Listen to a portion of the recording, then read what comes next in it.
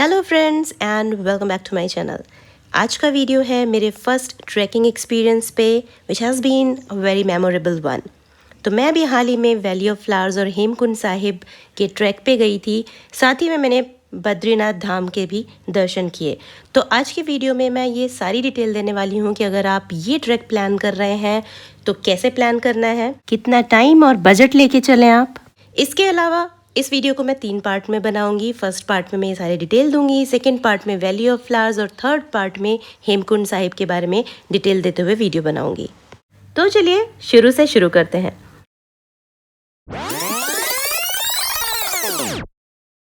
तो इस ट्रिप पे मैं, मेरी एल्डर सिस्टर और उनकी एक डॉक्टर फ्रेंड, हम 3 लोग गए थे और हमने ये बुकिंग की थी द सर्चिंग सोल से।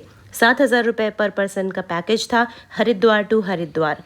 और ये ट्रैक है 5 नाइट 6 डेज़ का, जिसमें इंक्लूडेड था ट्रांसपोर्टेशन, स्टे और मील। तो मैंने बैंगलोर से दिल्ली की फ़्लाइट ली, फिर हम तीनों ने ही दिल्ली से हरिद्वार की ट्रेन ली। मॉर्निंग हम हरिद्वार पहुंच गए थे, वहां से हमारा पिकअप था जोशीमठ के लिए। तो हमारे साथ सेम व्हीकल में 2 और लोग थे जिनका पिकअप हरिद्वार से ही था और एक पिकअप था ऋषिकेश से। हैवी लैंडस्लाइड की वजह से बद्रीनाथ हाईवे बंद था, तो कुछ डीटूर लेते हुए हम जोशीमठ पहुँचे करीब शाम के 6 बजे।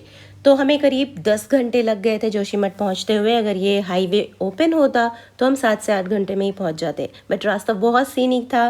रुकते रुकाते, मस्ती में एंजॉय करते हुए, फ़ोटोज़ क्लिक कराते हुए, झरने और ये खूबसूरत वादियाँ देखते हुए ये 10 घंटे कैसे बीत गए पता ही नहीं चला। और शाम को हम पहुँचे जोशीमठ, जहाँ पे हमने उस रात के लिए स्टे किया था एक होटल में।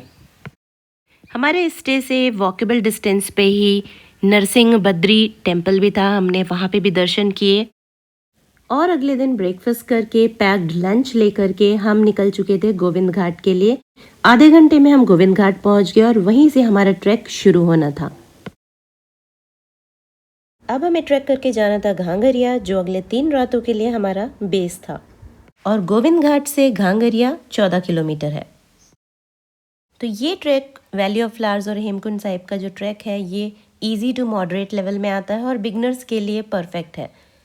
घांगरिया तक जाने के लिए आप या तो ट्रैक करके जाएं, इसके अलावा आपके पास म्यूल और पोर्टर्स के भी ऑप्शंस अवेलेबल होते हैं। अगर आप अपना बैकपैक भी कैरी करके नहीं जाना चाहते हैं तो पर बैग 400-500 रुपये में वो आपको पोर्टर्स मिल जाएंगे जो आपका बैग घांगरिया तक ड्रॉप करेंगे। ट्रैक शुरू करने के 2 घंटों तक तो हम फुल एनर्जी में थे, मस्ती करते हुए, नाचते गाते हुए चले जा रहे थे। जैसे जैसे हम हाफ वे पे पहुँचे हमारी एनर्जी डाउन हो चुकी थी।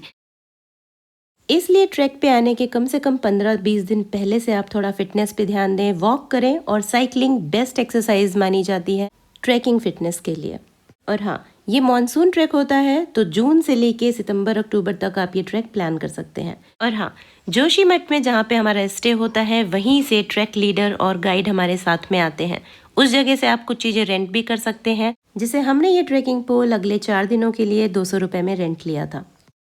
तो मिड पॉइंट पहुँचने के बाद हमने कुछ टाइम यहाँ पे रेस्ट किया, ये खूबसूरत वाटर स्ट्रीम एंजॉय किया, अपना पैक्ड लंच थोड़ा बहुत वो खाया और पहाड़ों वाली मैगी एंजॉय की। उसके बाद हम वापस चल चुके थे अपने ट्रैक पे। लास्ट के 4-5 किलोमीटर का ट्रैक जब बाकी था तो काफ़ी बारिश हो रही थी और जैसे तैसे लुढ़कते फुढ़कते हम शाम तक अपने बेस कैंप घांगरिया में पहुंच ही गए थे। वहाँ पे भी एक लॉज में रुकना था। ओवरनाइट हमने वहीं बिताया और अगले दिन हमें जाना था valley of flowers. So stay tuned for part 2 video.